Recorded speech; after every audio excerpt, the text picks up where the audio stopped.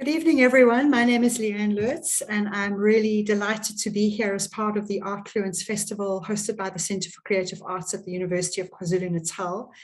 It's my delight to be hosting this extraordinary panel, a meeting of Southern choreographers and dance makers, all of whom I consider to be probably the most seminal dance makers at the moment, at this point in our history. And to be sitting in a room with all of them, even though it's digital, to be able to just share our spaces and our thoughts and our ideas. This year's Artfluence Festival has the theme for the festival has been this notion of freed imaginations, resilience, adaptation, and action.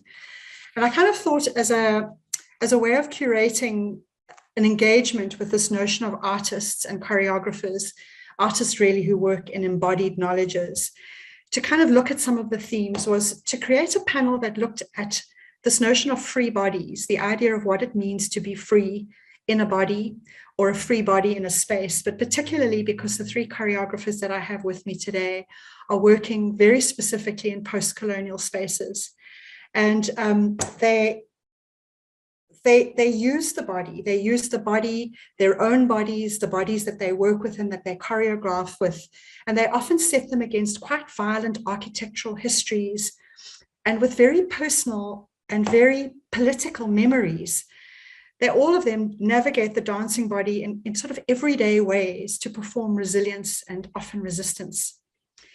These three choreographers generate intimate and at the same time very public dance making that in some way for me frees the imagination for all of us to consider other ways to inhabit these cities or these violent spaces. And I think in essence, what they're doing is asking us to rethink ideas of home and of belonging, which of course for me is the essence of freedom.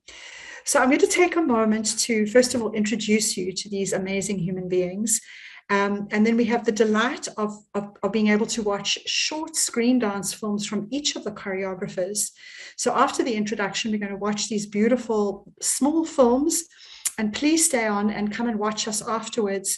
Come and sit in and listen as we discuss the work. So let me introduce you. Let me start first of all with Preethi Arthreya. She's from Chennai in India. She's a dance maker who she's classically trained, I think in Bharatanatyam, if I'm correct, but has spent a lot of her career as a contemporary choreographer upending, rethinking, interrogating, provoking the form, almost to the point where that Bharatanatyam disappears, but is always there. So Preethi, it's really beautiful to have you with us and looking forward to talking to you. Thank you, Leanne. It's very, very important for me to be part of this. And I'm really looking forward to listening to Musa and to Robert and to you. Thank you. Thank you, Preethi. I'd like to introduce you to Robert Ssempijja, who I've known, maybe we sort of met because of lockdown, really. Robert sent some work to Jomba, I think maybe 3 years ago. And after seeing the work, I realized that there was really a bit of a soulmate and someone whose work that I really resonate with. And I consider him to be a really seminal artist. He's based in Kampala in Uganda. His work really confronts architecture and space, and particularly his own city. And I find him to be one of the bravest choreographers that I know coming out of the African continent. So I'd like to really welcome you, Robert, to say welcome and thank you for being with us. Thank you so much for the invitation. I'm so glad to be here with Musa. I really admire Musa's work separately. He doesn't know that. And nice to meet you, Musa. So happy. Thanks for the invitation. Thank you, Robert. And of course, the final introduction goes to my colleague, my friend. I consider him a bit of a brother, actually. We've known each other for a very long time, and he's been a great support to me and a great friend as well. Musa Hlatshwayo, he's a dance maker and a choreographer based in Durban in South Africa. He works in both theatre spaces and in site-specific spaces. His work has always interested me because he's found this extraordinary way to navigate both rural and urban identities, and increasingly really in a way that I haven't really seen before, confronting ideas of masculinities, particularly Black masculinities in South Africa, and again, brave and courageous work. So welcome, Musa. Lovely to have you with us. Thank you, Lutz. Thank you for that wonderful introduction. I really am looking forward to this conversation, and I'm glad to be on the same panel with Robert and Preethi as well. Thank you. Thank you.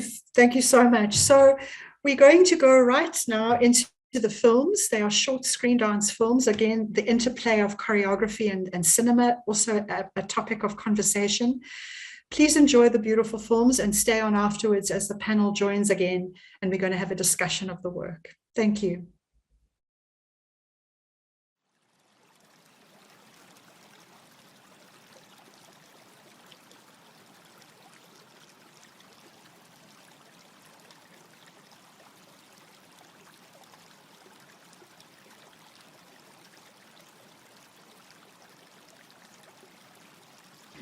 The river remembers.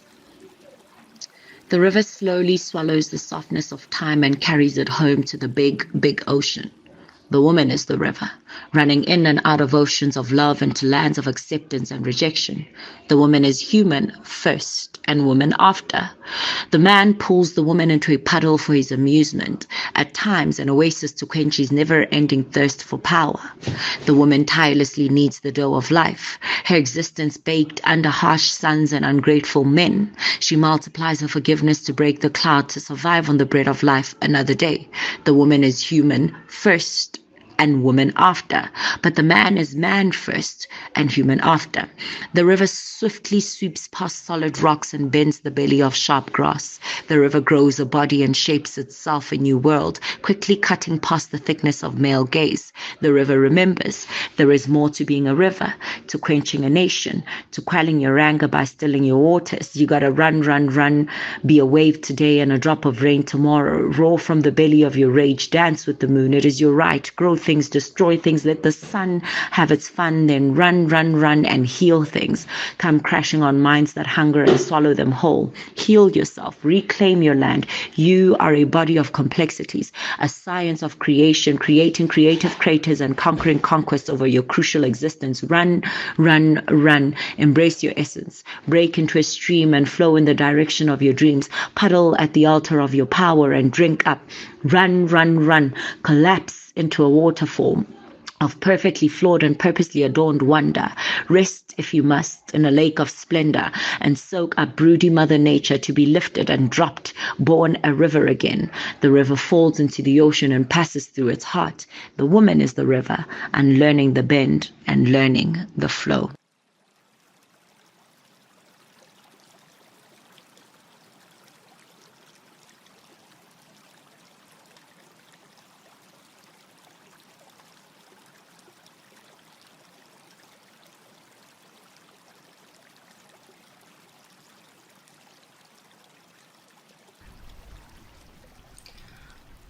My mother is from a place where the desert and the mine meet.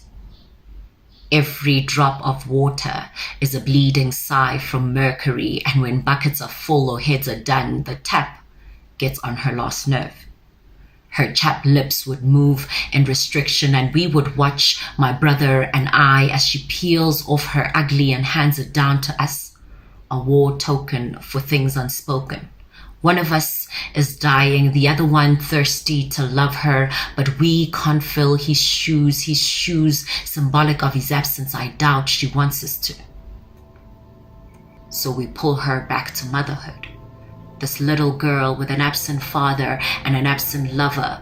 The men in her life are like the water from her hometown, always there but never quite available. The first glass leaves a taste in your mouth. It takes days, months, even years to get accustomed to the flavor, to his absence.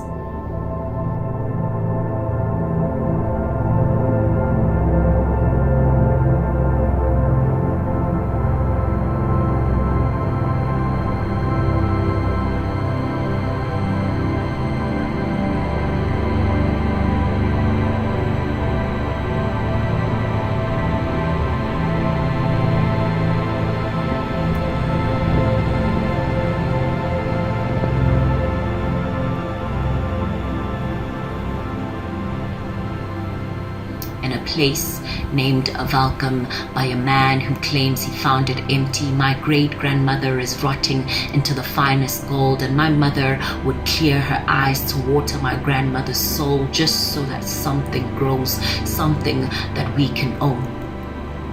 Gold fields has water that stings like slavery, and my tongue is one with Joburg city. Small town ramblings in Tabong, we argue in Sesotho, but here at home I calm down in English. The tap keeps dripping. She complains about the bill. I call the plumber. A Bible flaps open and a bird loses its wings. She is preparing for the mountain. Her longings are buried deep in the mysteries of him leaving. She thinks it's witchcraft. It must be for a man to walk out on his family, the voodoo of his feet, chasing his dreams without her, without us. The cup is almost full, but our hearts are empty. I wish we were at the coast with the ocean at our feet, but we are inland and hurting. All she ever does is pray to Saint Eng and us. All I ever do is pray that love pardons us. We're both kneeling with our heads to the ground and our backs against the sky. I am 6 foot deep into her pain, a grave, and old. I am growing old. Still waters pool at the back of our throats. We wade through the words to survive the silence. We turn over with our legs spread wide, hers for his absence and mine for him, my lover, with a river cool aura, the kind that says I'll stay if you come with. I break open a cloud and multiply the peace. A stream is born and on its way home it rains, pours, comes gushing, flooding everything. She smiles. I survive the drowning, so does she. The plumber fixes the tap. She licks her lips, and I drink from the fountain of her youth. She is a cold stove love of a worn-out youth. I offer her a sip from my juice.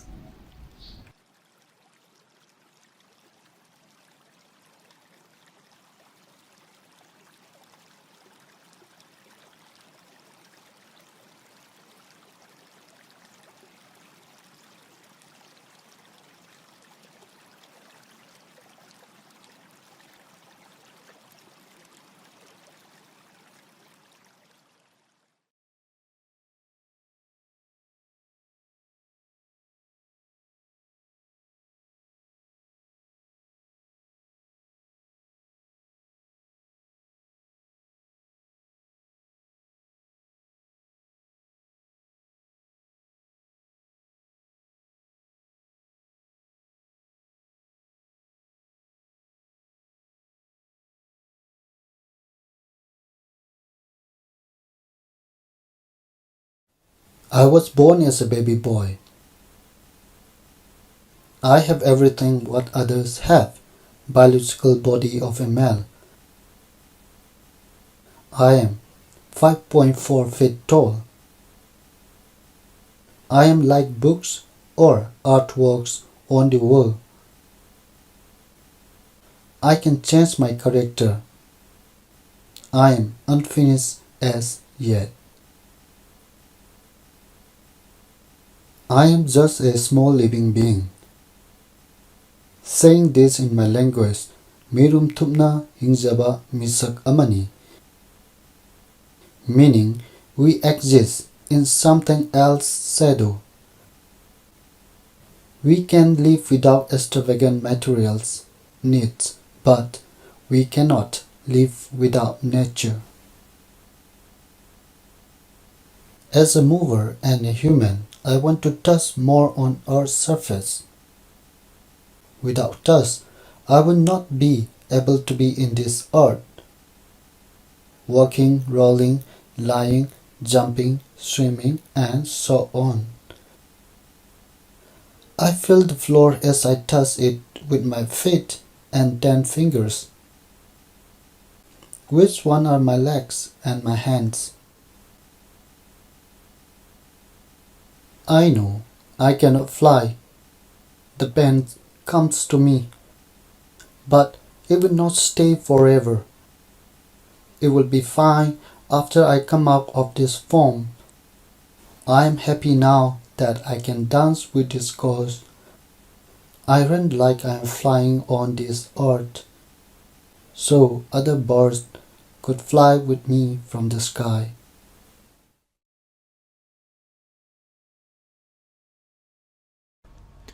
I am a universe, and I am still discovering who I am by responding to my impulses and feeding my curiosity with experiences. I've come to learn that I'm simply emotional expressions of microbes making chemical and physiological changes inside of me.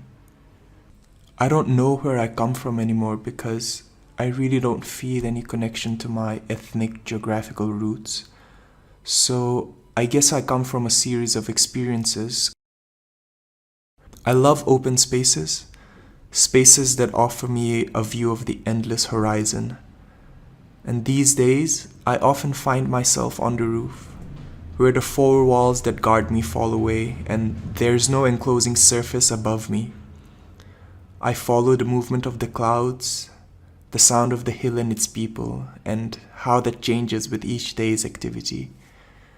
I see how the light changes the scene each day, never quite the same twice. Looking out from this height, I feel a sense of openness and clarity ascend within me. I stand vertically, resisting gravity.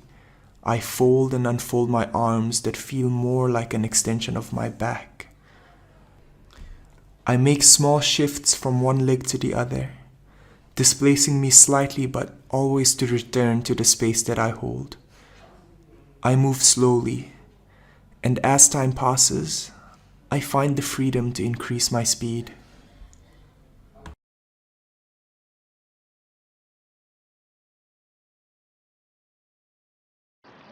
I'm an in-between person in many in-between spaces.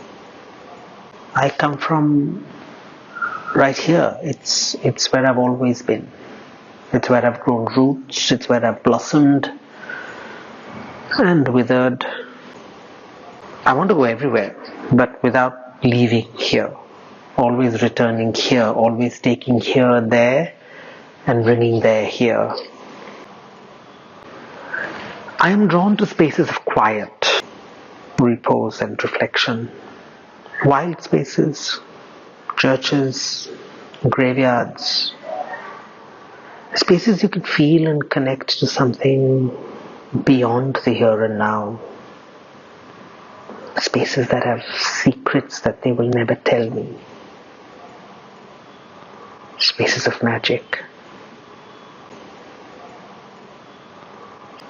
I squat, wait, watch. Observe all around 360 degrees. I focus from varying distances. I could get cross-eyed. I shuffle. I hover. I hang, suspended. I try not to think of the pain, but the pain is very present. I try to find a center, a depth, a silence. I invite and enjoy stillness. I find a wisdom, at least in the moment, and I move from one spot of reflection to another.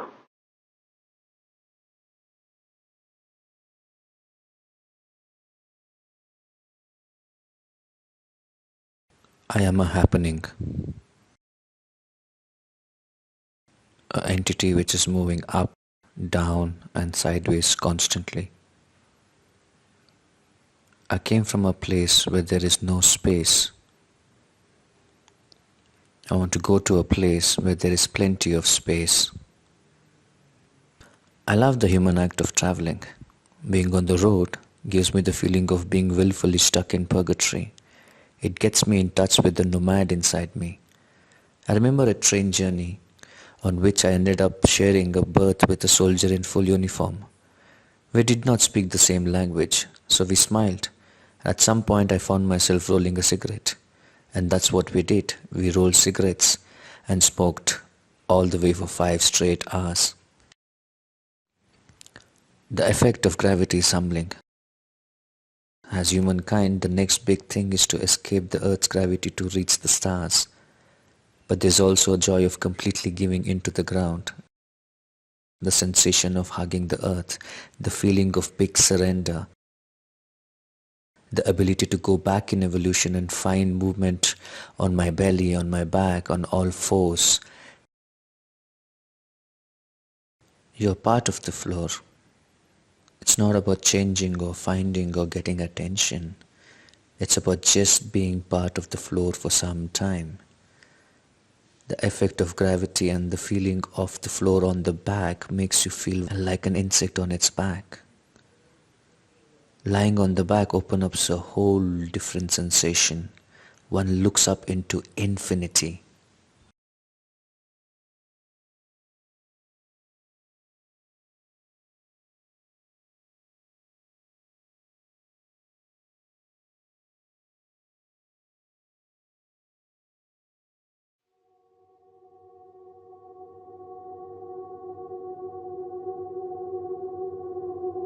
And if I speak of paradise, then I am speaking about my grandfather.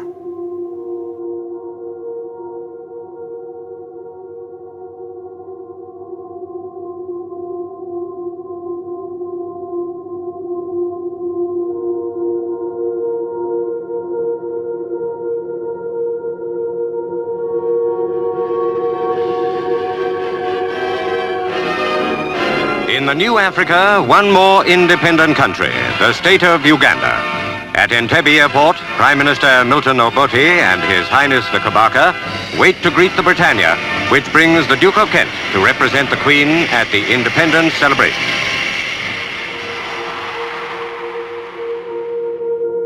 And if I speak of my grandfather, I am speaking about horse racing. And if I speak of horse racing, I am speaking about my father. And if I speak of my father, I am speaking about Shatjanks.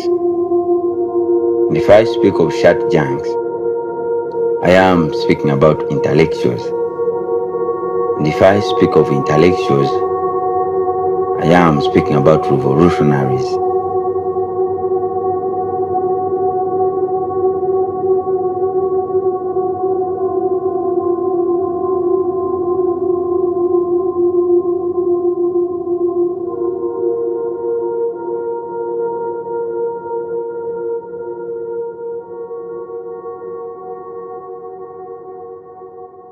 Prime Minister Obote promoted himself to the presidency and moved to abolish the old kingdoms. He ordered an attack on the Kabaka's palace, led by a new army commander, Idi Amin. And if I speak of revolutionaries, I am speaking about independence. And if I speak of independence, I am speaking about paradise. And if I speak of paradise,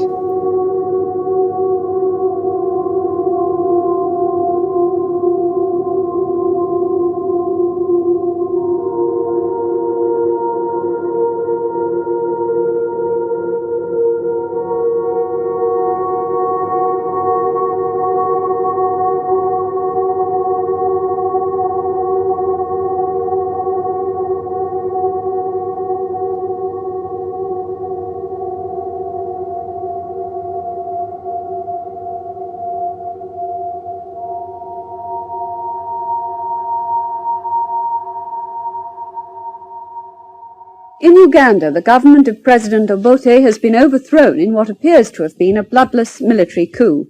A curfew has been imposed and all flights in and out of the country have been stopped.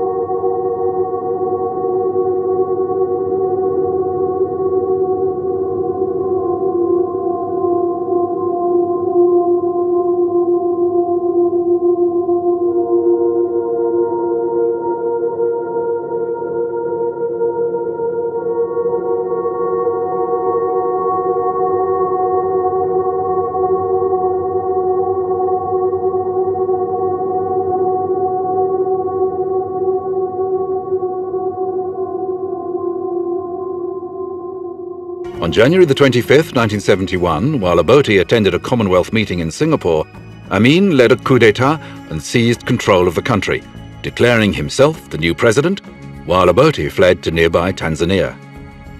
In the beginning, Amin was welcomed both within Uganda and by the international community. He announced that the military-led government would only stay in control until new elections, also making promises like the release of all political prisoners.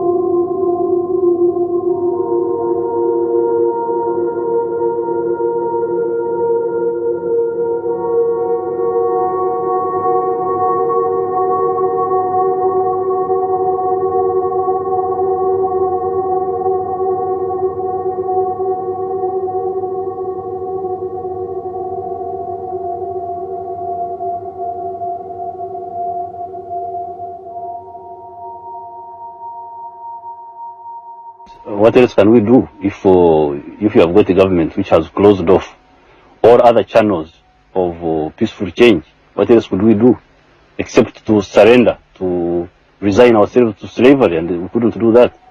Museveni himself held the post of Minister of Defence under the two brief regimes that immediately followed the Tanzanian invasion. He seemed very much part of the new Ugandan political establishment.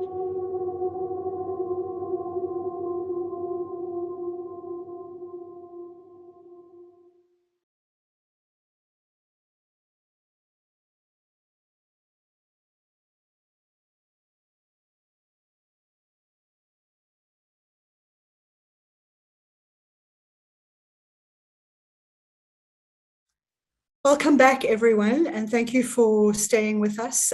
These extraordinary films, deeply moving work, and I'm going to ask the choreographers to speak a little bit about the films in relationship to this provocation of the title of the panel, which is Free Bodies, with a big question mark in post-colonial cities. And perhaps working backwards in the order that the films were shown, I'm going to hand it over to Robert to talk a little bit about the film and the impulse behind creating it in terms of those free bodies in post-colonial cities. All right, thank you so much. Yeah, so where should I start from?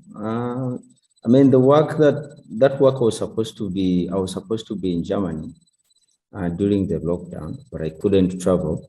So the company that I work with, that is company Christopher Winkler, we decided that we create our works whenever we are, because the company works with different people from different continents. Some are from America, the others are from the continent itself, and some are from Asia. So what happened that we created different works individually, and then we sent it to Germany, and then the work was premiered in Germany. So the performance you're from seeing is a part of a big body of work that is called It's All Forgotten. But this specific work is called When I Think of Paradise. And when I think of Paradise, it was supposed to be my solo project. But when the lockdown happened, I couldn't do anything. So I was like, okay, I would, I think that is one of the things that we learned in lockdown, that you use what you have in the moment and go on. So yeah, I tend to create that work, and that work for me is it's a very deep work that most of my works are also very personal. I'm trying to understand who I am in the space like Uganda. So yeah, so basically that's how I came up with the work. It took me a couple of months to go into research. I was doing a lot of research trying to understand a country like Uganda itself in a colonial space. Yeah. Yeah. I mean, you've often spoken about the fact that the city, as the kind of the city architecturally has the scars of colonization, which in that post-colonial space has just shifted from the rich to the poor. So it's a kind of a class structure that's happening. And the work for me, I feel when I watch that work, I feel the pain. I feel the pain of someone, the love and the dislocation of being in a city space. Yeah, I mean, the thing is, when you're trying to understand, when you grow up in a country like Uganda, which is a colonial country, and you're trying to understand its history, then with time you come to realize that we are spiritually or culturally, economically confused to the point where they say that we got our independence, we have political conflicts. Actually, the country has never had a transition of power peacefully. It has always been coups, to the extent you start to realize that we don't even remember how to manage ourselves. Then you realize that we cannot move forward if we don't know where we're standing. So at a certain point, it is very painful, I would say. Yeah. Do you think that your bodies are, I mean, I think of that beautiful screen that kind of frames your city in the background. Mm-hmm. Do you think that your bodies are resilient or resisting in the work? Do you think there's, that, because that moving body is so powerful. Yeah, I mean, I think it is both. Because, for me, that screen in the middle represented the borders. I feel like that my body is fixed into a border, that this is where you belong, this is where you're supposed to be. And then I'm fixed into this box and I'm struggling within the box. My body is struggling and I would like to step out of the box, but every time I try to step out of the box, they tell me, no, you belong here, where conflict is. So, so it is always that struggle. And it's the same thing that I always feel when I come to Europe. I'm like, okay, my interior feels like I can belong to everywhere where human beings can occupy. But then the exterior, at times I feel like my exterior is betraying me, because my exterior betrays me in a way that it shows, no, you are not from here. You have to go back to where you belong. So I'm like, no, I belong everywhere. I can belong anywhere where human beings can be. Yeah. I mean, that kind of internal externality of displacement. I mean, maybe part of the post-colonial condition is a sense of displacement, which is so extraordinary in your work. Preethi, I'd like to go to you. The small film that you made, I know, is a kind of prequel to a stage production. And I'm interested also that as a female choreographer in this work, you've chosen to work with male dancers. And that's also for me fascinating. So I'm just wanted to throw that out and ask you to talk a little bit about this bird project of yours. Sure, Leanne. I mean, yes, the Prelude, it's called The Prelude, this film, and it's a prelude to a live performance on stage, which is 4 solos by 4 men.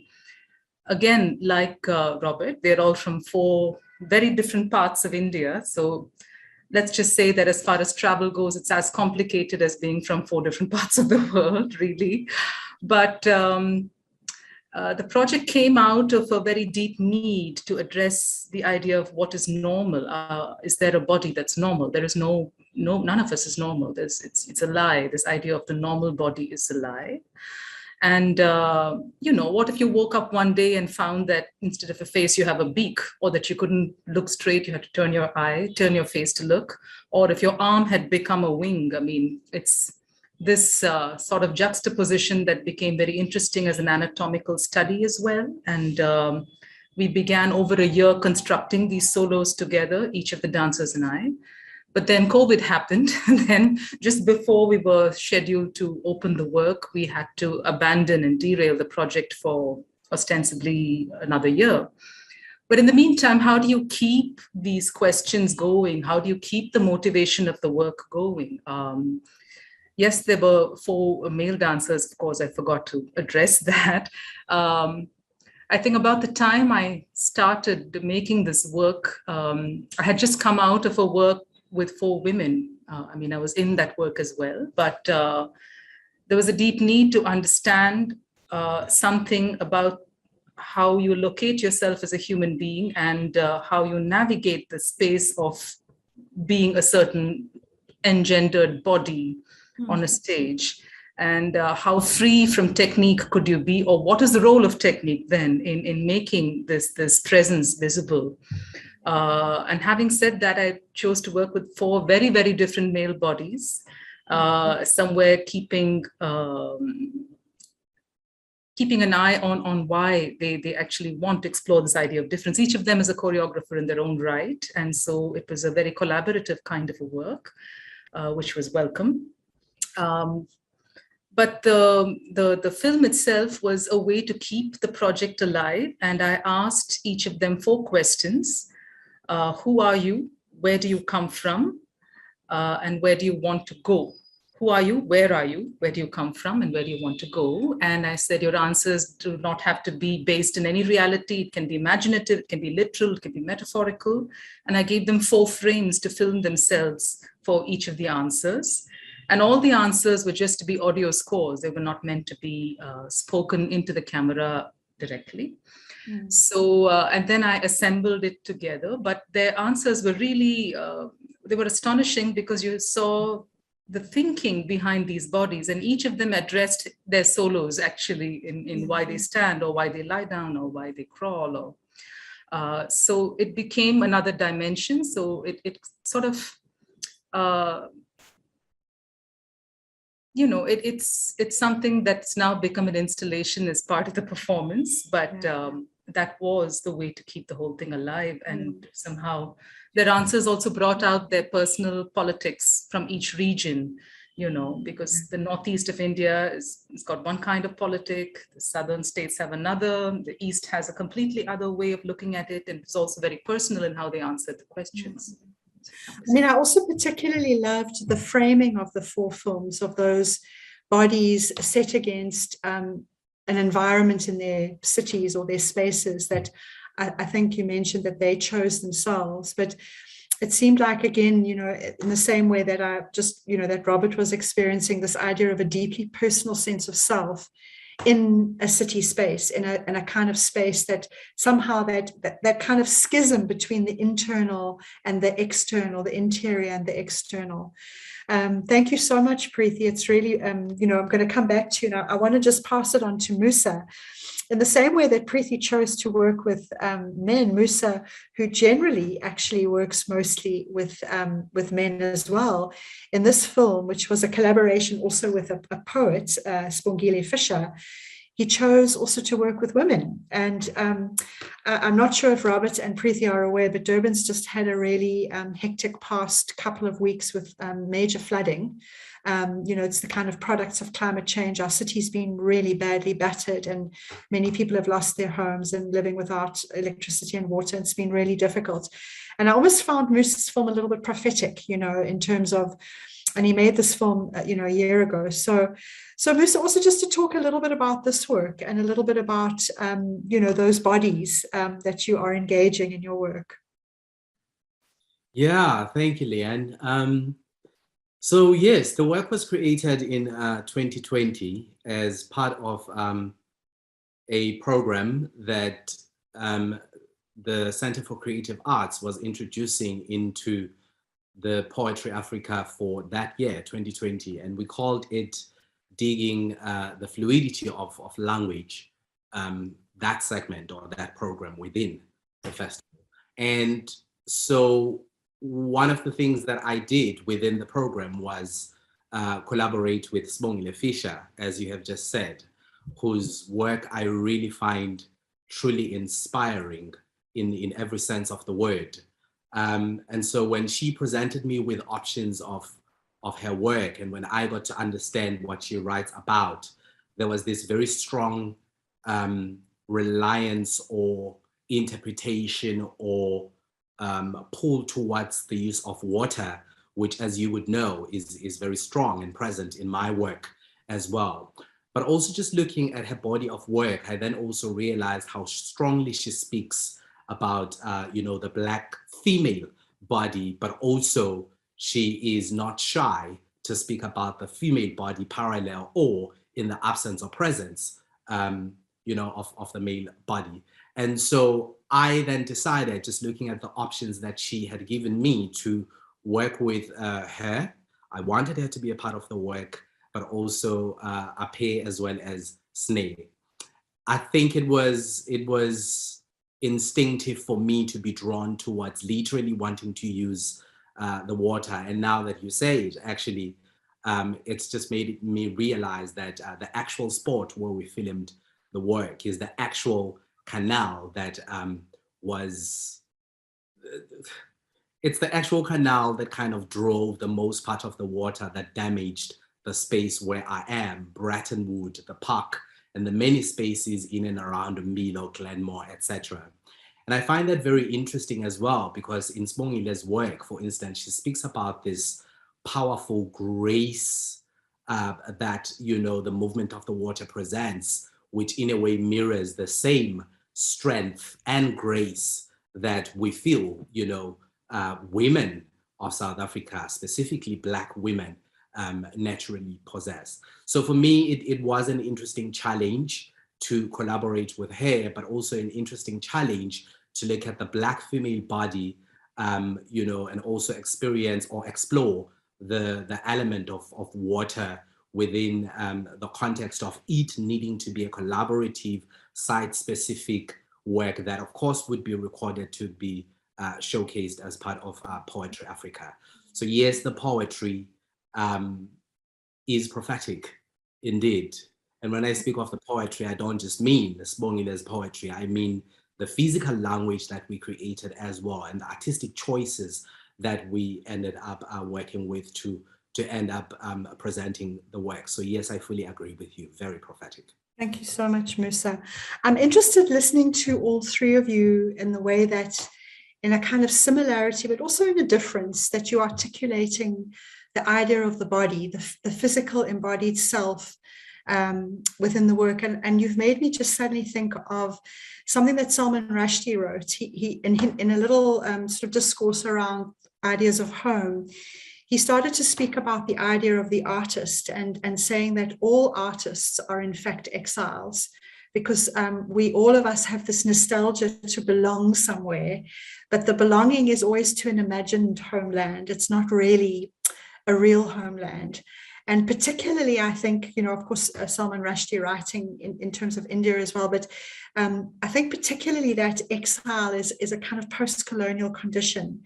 And, Preethi, I see it in your work in the kind of the shifting of language, the way, the attention you pay to kind of ridding technique or questioning technique, and yet your work is technically hugely proficient. And, Musa, I see it in your work in the way in which you kind of collaborate and bodies are allowed to be what they are without kind of forced integration. And Robert, I see it in your work in the fact that the city always becomes actually the biggest dancer in all the work I've ever seen you make, that the city is the body, And I'm wondering if maybe you wanted to just speak about this idea of kind of, is it possible for a body to be free, or are we constrained by this kind of post-colonial exileness that Rushdie starts to speak about? I don't know, Robert, do you want to pick it up?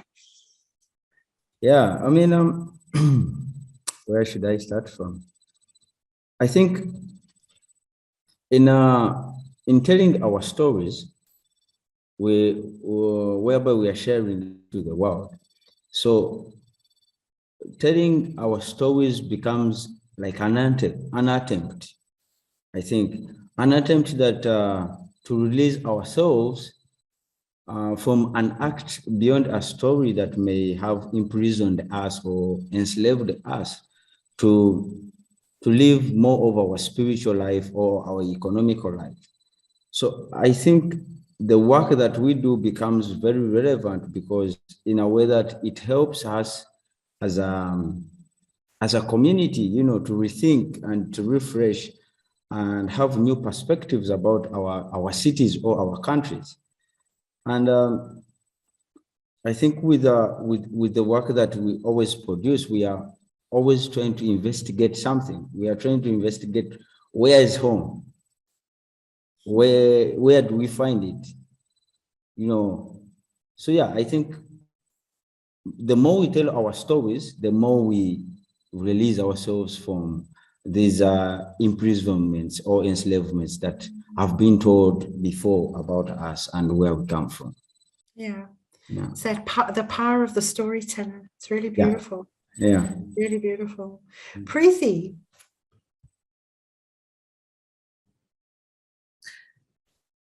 You know, I've always felt that the body in motion is a lucky body in the sense that it's always escaping these very narrow labels of citizen, refugee, national, anti-national. You can't, you know, it's always in motion. There's something that's about to happen. You know, it's always kind of defying being labeled as something that's static, and those labels don't apply to the moving body. And that's something I've always found beautiful to think about when you look at the body in performance. But having said that, the body has always been used to challenge positions of power, you know, through resistance movements in the form of weapons at times, as well as object of violation also. You know, we see it in hunger strikes, we see it in physical barricades that we form, we see it in many things. You know, I remember images of a whole community of people standing in water, you know, for weeks and months on end in protest against a dam that was being illegally built or, you know, for profit. Also sleep, you know, the theories of a sleeping body that is essentially an unproductive body is also a form of resistance, you know, that challenges the foundations of a productive society. There's anti-work campaigns in various countries interrogating this concept also. So these violations of the body become a form of self-brutalization. I mean, equal in terms of a burnt earth strategy, but what if dance could evoke the functional and active body as an image of resistance? This is something that's preoccupying my mind a lot when I make work. And what are we resisting really, you know, at least as far as India is concerned? The time we live in is not marked by the particular reaction to nationalism that was present in the early decades of independent India. You know, it's moved on. You know, so there's work that's coming out without any of that kind of baggage, really. But what we have to resist right now very much is the very right-wing growing capitalist economy and its co-option of the arts, you know, specifically the contemporary arts, which have always stood for their, you know, autonomy and self-reflection. And freedom is the ability for the body to be subversive in its very presence. You know, that subversive body is under threat of extinction with the onslaught from a whole generation's, you know, surge to finding its practice and an endorsement of that practice. So I find that this is a very critical thing when we're defining or mapping the idea of a free body. You know, we live in a hyper-capitalist society that's under no threat from the practitioners of art, so long as the project of art does not function as a critical or freeing, emancipatory agency. And I'm sure this is true for all of us. It's not just an Indian issue, you know. Then how can we resist being consumed? How can we re-invite the body's autonomy, you know? This is very much really, really important, you know. Without that, we're carrying dead bodies, and with our dead bodies, we're carrying dead democracies, really. Yeah. I'm going to stop there because I want to hear more. No, I mean, it's you know, I kind of think it's also, you know, just as you were speaking, I was just thinking, you know, in South Africa, we don't necessarily have censorship anymore. You know, the overt apartheid era censorship where you would, you know, but what you do is you just simply don't get funding. So it's a very interesting way of silencing a body, you know, you know, so what that body that is in motion, that is working and that is moving, you know, very beautiful. Musa, I'm going to hand that to you. Yeah, I agree with you. We've got a very creative way of censorship. and it's breaking us, but we continue to fight on. The idea of these free bodies, yes, I agree with Preethi that even in our context, a moving body has always been one of the ways that we make our presence known, felt, seen, recognized, heard, etc., etc. Even before, for instance, our South African democracy. I'm thinking of an iconic figure like Umgabai within the Zulu history, who in her ways of doing or in her ways of resisting this ideology of her being a woman and therefore being assumed that she has to marry, etc., she chose to rather use her body as a tool for resisting such kind of thinking, the way she dressed, the way she presented herself. And I even imagine that the way she moved, i.e. the way she walked, the way she danced. In my head, every time when I think of Mgabai, for instance, I think of her having studied some of the Zulu warrior dances. You know, that's how strong and powerful I see her as a figure. But I also therefore need to make mention of how currently in Durban, one of the things that fascinates me is how different spaces within the city will kind of censor this idea of a free body. For instance, I know for a fact that in some, if not most of the hostels, the main hostels, as a Black woman, you are definitely not allowed to walk in wearing pants or a short skirt or walking in a particular way that draws a certain kind of attention. So you therefore have to have that understanding of how to walk, how to dress, how to behave, how to present yourself for you to be accepted. And so, of course, women are making sure that their presence is seen and felt in many different ways, be it through how they present themselves, be it how in the arts sense in the arts sense of things, how we present work that speaks against these ideologies, or be it simply, I can't believe I'm just about to quote a beauty queen, but be it cementing and claiming your space in society, and you're making yourself felt and heard and seen and known. So whether these bodies are free or not really is a question that can be answered with a yes and no type of answer. But if it is a case of a no, then we are not lying down and taking it lightly. We are using our art to speak as loudly and as boldly as we can. And particularly within the Zulu culture, movement is one of those that allows even people of my kind to speak bolder and louder than I would, perhaps in the presence of older people who would find me to be rude and arrogant and culturally speaking, to be addressing some of the issues that I do address. Movement, therefore, does allow me to use my body and the bodies of my collaborators to speak louder and against some of the constraints that we still have, even within this democracy that we claim to have. Musa, I'm interested, and also I know this is relevant in a way also to Preethi, is that, you know, as contemporary art makers who have roots in traditional or classical culture, is there a resistance, you know, because there are expectations around traditional, you know, like in Glamu, and there are expectations around Bharatanatyam, there are expectations around being trained or schooled in those forms, and then taking on the voice of a contemporary artist that somehow negotiates or provokes those forms. How is that? How is that for you, Musa?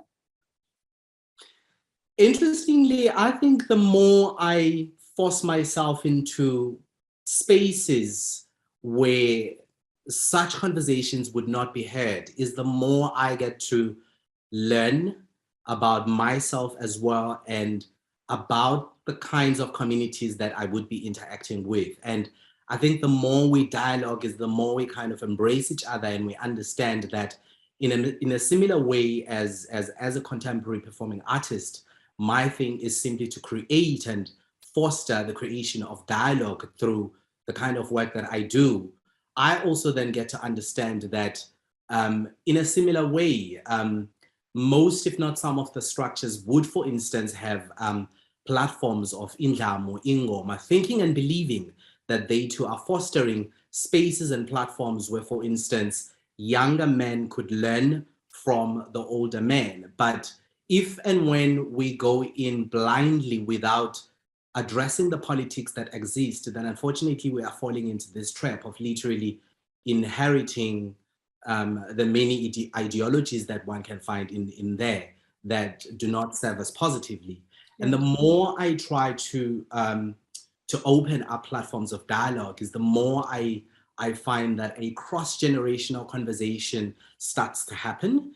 And that is where I then start realizing some of the damage that perhaps was caused by, be it colonialism and apartheid within the Zulu culture itself, and how that kind of perpetuates some of the negative stereotypes that we have, which, if and when addressed respectfully, then you are able to have a conversation that is forward moving. So for me, for instance, it's been interesting finding out, about ideas around ilobola as an example, which we usually just think as some form of, as some kind of method that one uses to buy, a woman into marriage. Whereas if you start studying it, you then realize that men would agree that previously, before this whole idea of colonialism, even when you study the Nguni culture, you will then realize that it was just a marriage between two families where I would bring whatever I have and say, I come with a bag of avocados with the intention of making good relations with this family, etc. But through colonialism and apartheid, definitions were therefore imposed within the culture, where we are now looking at X number of cows for somebody that is pure or a virgin, etc. And you start understanding that such was actually imposed within the Nguni culture. And so such conversations with the elderly then start opening your eyes, while also at the same time teaching them to speak out some of the impositions that they really ever think and or talk about, and that conversation starts shifting ideas around who we are, even as Black people, and where we want to be. So I do find that there is always space for shifts and conversations, and it needs to happen. We all acknowledge that. And I mean, in a way as well, it's colonialism, it's apartheid, but also I'm hearing you speak, it's also the influences, what Preethi was saying about capital, the kind of capitalist patriarchy that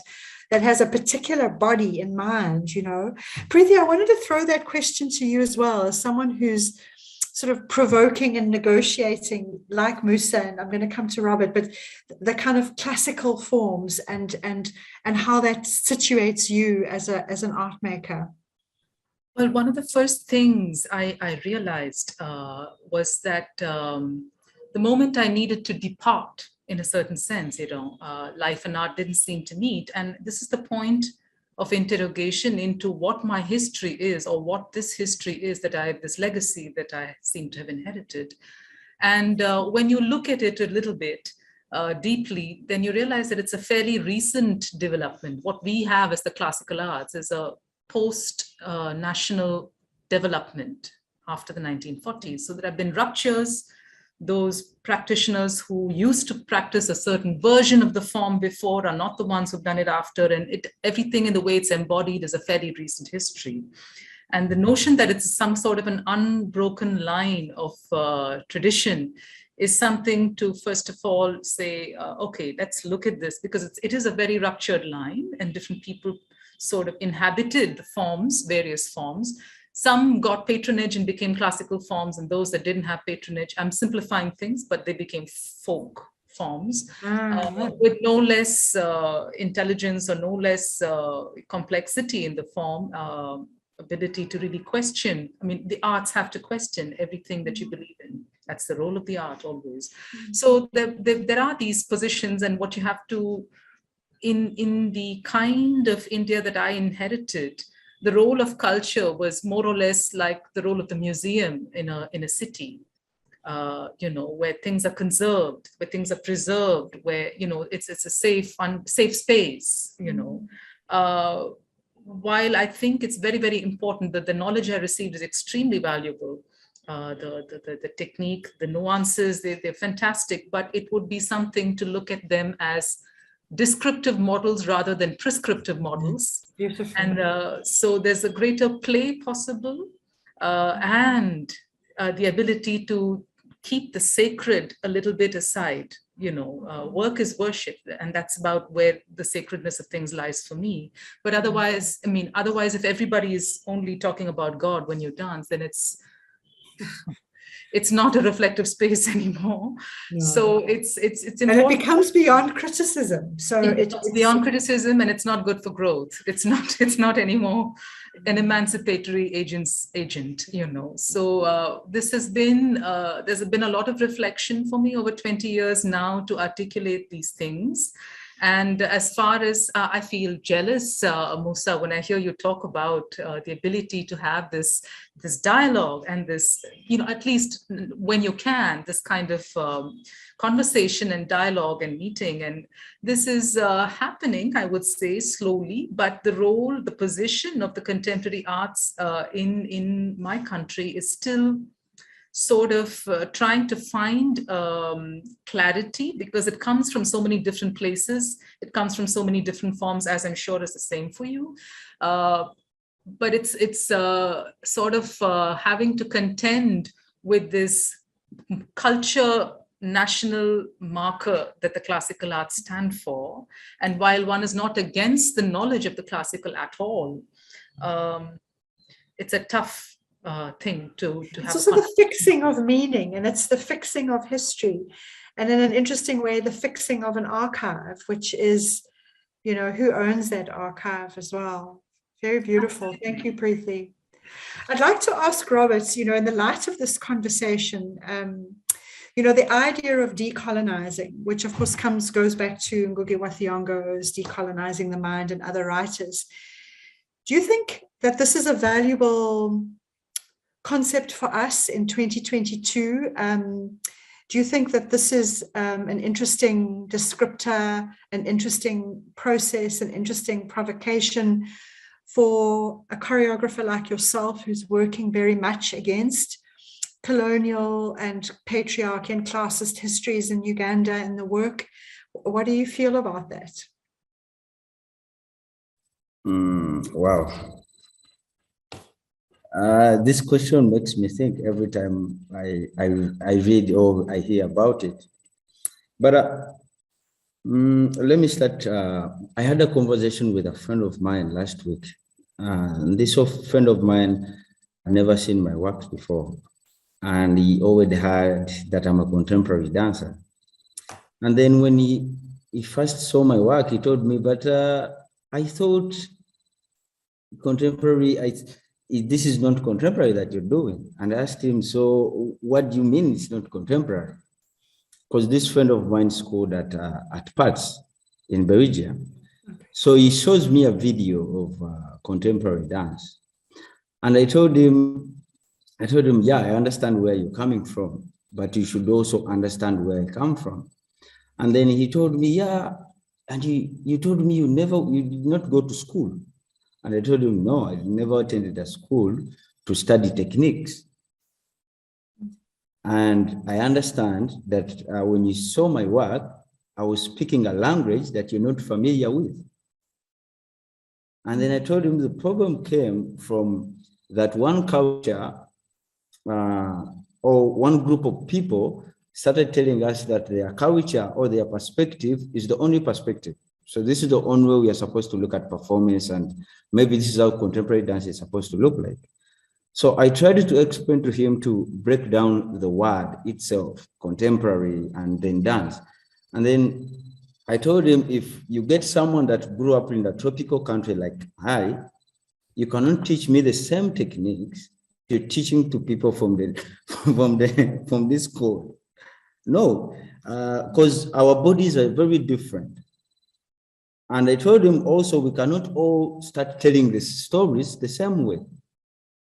It's not possible, because we've grown up in different environments. One is the oppressor and the other one is being oppressed. So we cannot be telling the same stories and in the same way. And then we went on, we had a very long conversation, but the thing is, I think decolonization is very important, especially in a space, for example, like on the continent. I always have conversation with my mom, and the last conversation we had with my mom was about God. It gave me a very difficult time after having this conversation with my mom. But I went to my mom, and spent like 5 months without seeing him, and then I entered the house, and he has a very big picture of Jesus in the house. And I tell my mom, why don't you have a picture of me on the wall? You know, and my mom was like, you're becoming so white. Now you don't believe in God anymore. How can you say such a thing to God? So I was trying to explain to my mom that the idea of God itself, of playing to God and stuff, was introduced by the whites. You're telling me that I'm becoming like them. So don't you see that you even know that they don't believe in God anymore? But you are still attached to it. And then I realized that I'm taking away something from my mom. And that is belief. My mom has believed this since she was young. She has been believing this for a very, very long time. So I realized that also decolonization is very personal. It starts with you. You cannot think of decolonizing the whole continent at once. I don't see that revolution happening. I think, as you see, colonization is also transgenerational. It is something that is passed on. My mom passed it on to me. And if I keep it, I'm also going to pass it to my kids.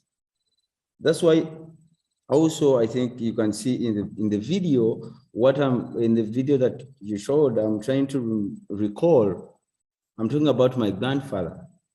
And then I talk about my father, because I believe that my body is like an archive, it's like a museum of information.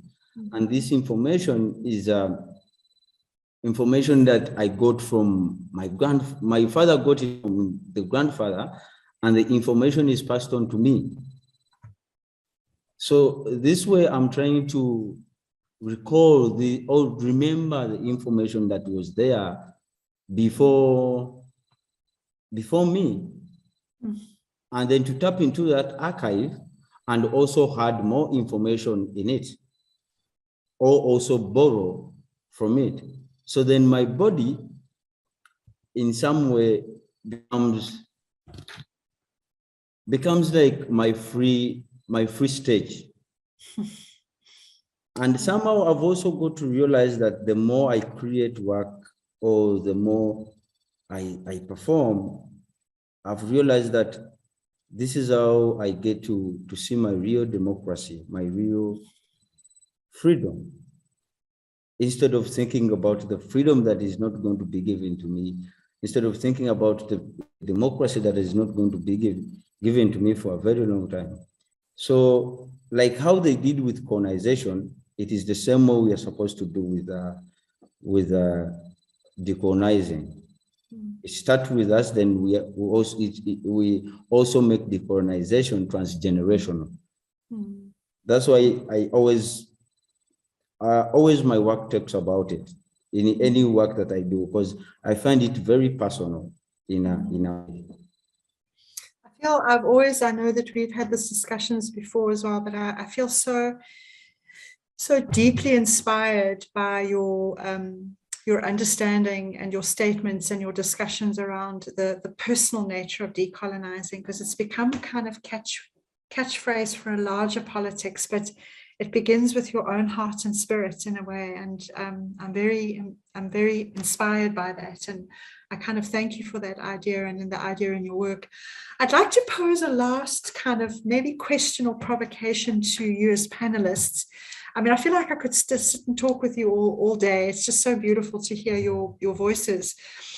But, you know, this year's festival, this online festival, and these discussions we're having, as I mentioned earlier, the theme of this year's Artfluence Festival is freed imaginations, resilience, adaptation and action. I think that in many ways you've spoken about these things, but I'm interested also in the relationship of understanding artists as activists or artists as not activists, and how you kind of feel you place yourself in that kind of way. And I'm going to ask Musa to start. I've always thought of a contemporary artist in the same way as one would think of, for instance, a traditional praise poet, whose role is to connect communities, whose role is to challenge the status quo, whose role is to educate, to conscientize, to liberate, to bring together, to question and challenge the many social ills that we might be going through. But also in the same sense, I've always thought of that very same artist as a body that has its own ideas, a body that has its own opinions, and a body that has the responsibility of contributing towards the evolution of humanity. And so in a way, I also do see the artist as needing to formulate their own voice and needing to find their own placement within society and needing to have a political voice that sets them apart. Yeah.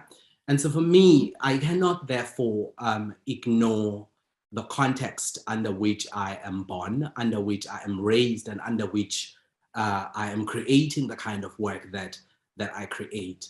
I always try to draw a very clear line between what is art and what is entertainment. And I often find that there is that blurry confusion that wants to see or box me as an entertainer, which I am not.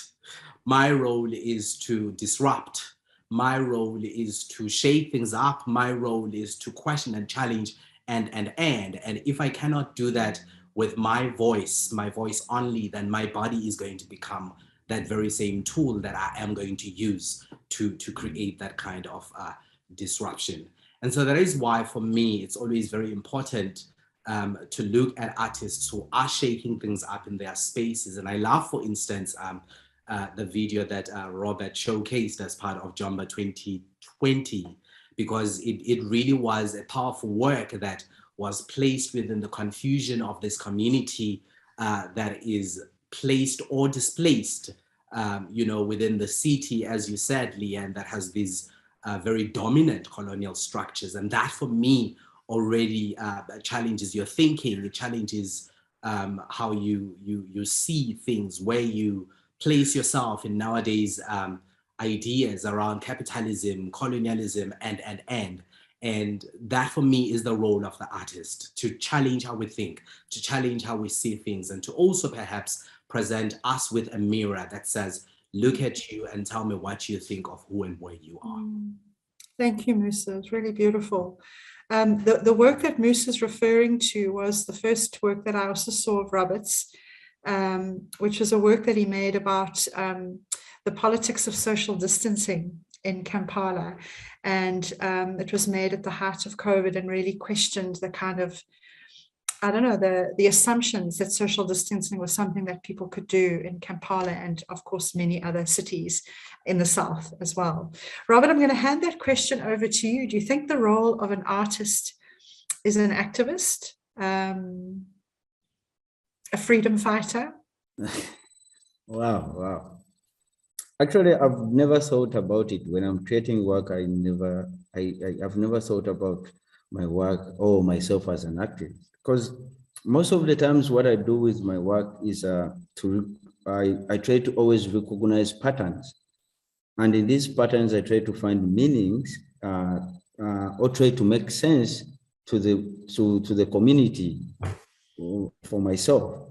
And then after that, I try to make possible ways to share my understanding to others, helping us explain, to help us explain everything, like from experiences or science to relationships, and from questions to maybe objectives. So for me, most of the times when people tell me, a lot of people tell me that I see this in your work and I see this in your work. And I'm like, yeah, for me, my work comes from an investigation. I'm investigating something, or from thoughts that I've got. So I would say that my work, like I said, is very personal. So if the public views my work as activism, I'll be like, yeah, maybe. Because for me, most of the times, what is important is that the way you interpret my work tells me more about you than the work itself. I think it just depends on who sees the work and who, and where. For example, when I perform in Europe, I get different feedback than the feedback I would get if I perform the same work in Kampala. So yeah, I don't see my work as activism maybe when I'm creating, but when it comes out, I'm okay. It goes back to the friend of mine who told me my work is very political. And I was like, yeah, what is not political? Yeah. Yeah. My body itself is political. Absolutely. So at times also no matter, there are things that I try always to do not box myself into, but I end up still being into them because I cannot, no matter how much I try not to think about politics, politics always thinks about me.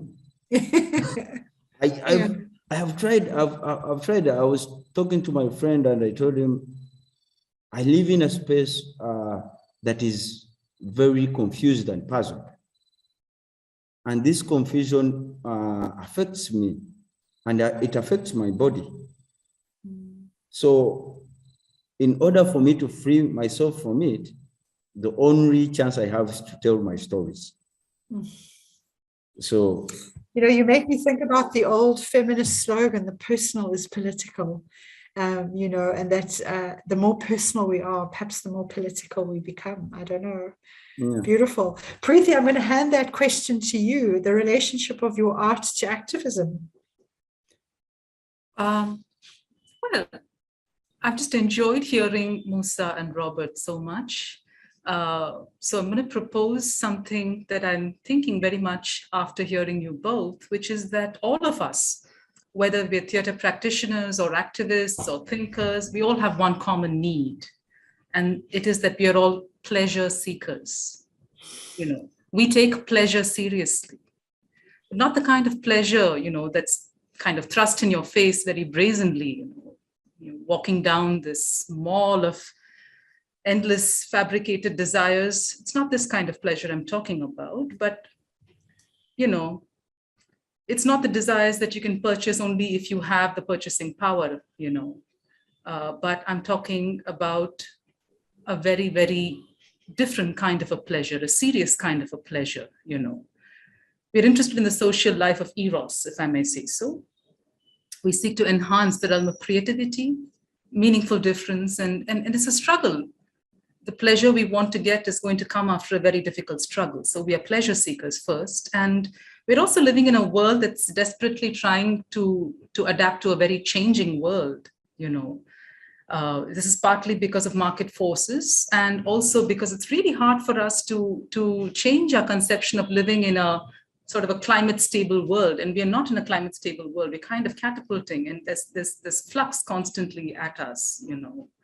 So I feel that as artists, our obligation is the inverse, maybe, of what science or rational thought proposes, actually. Experience tells us that human existence is not rational. Experience tells us this, you know, and in my creative endeavors, I think this is what I seek. I don't want to get the science of it right, but I want to get the irrationality of it right, because if you can get people to a place where they can recognize their own irrationality and therefore their own vulnerability, then you might just have a chance at being, you know, an activist of any kind through the work, intentionally or otherwise, you know, but if you can't get to that moment, I think it's going anyway in a certain direction. So I don't believe that art can change the world, honestly, but I do believe that a changing world can benefit from the practice of art, certainly. So I invest myself in the creation of very, very small and precise things. I think that will do. I leave it there. I think it will more than do. I mean, I always think of, Camus, the French existential writer, used to say there will be a time in history where revolutions will have need of beauty. And I think sometimes maybe the revolutions are not the grand narratives, which are so overwhelming, the narrative of apartheid, the narrative of colonization, the narrative of capital, the narrative of patriarchy, that sometimes if I can pick up on what you've just said, Preethi, and all of you really, it's just this profound politics of the everyday, the resilience of the everyday, and the beauty of the everyday. I'd like to... sadly, I have to end the panel at this point. It's just the most extraordinary conversation with three extraordinary dance makers, and just such a privilege to be listening to Voices of the South and to artists who are in their small, everyday, beautiful, beautiful ways are shifting consciousness. So I'd like to thank Preethi in Chennai, Robert in Kampala, and Musa in Durban, to say thank you so much for joining us, for sharing your incredible work, and to wish everyone a beautiful evening forward and lots of space to continue the conversation. Thank you, everyone, and good night.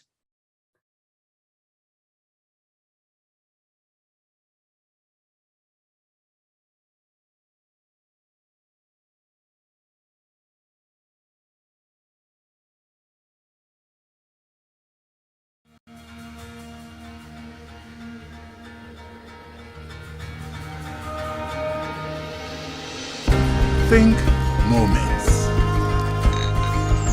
and memories. Make magic and movies. Share between sons and daughters, or just friends in their quarter. More music, more movement, more space for amusement, where history was made and the future is paved. Adventure awaits. Together, embraced, just down the highway. Think Midlands, my way.